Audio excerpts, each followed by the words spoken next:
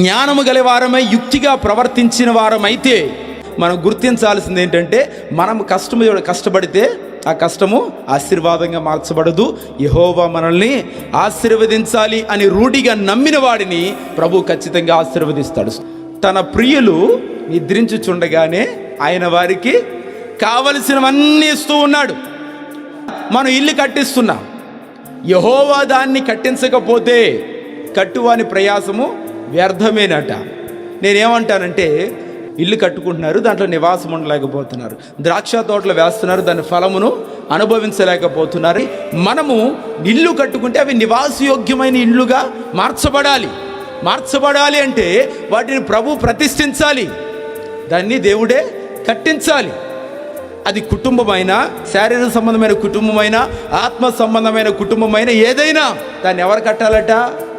దేవుడే కట్టాలి. తన ప్రియులు నిద్రించుచుండగా ఆయన వారికి మనం ఎట్లా ఉండాలి? ఆయనకి ప్రియులుగా ఉండాలి, ఇష్టమైన వారిగా ఉండాలి, ఆయన మనల్ని హత్తుకొనగలిగిన వారిగా ఉండాలి.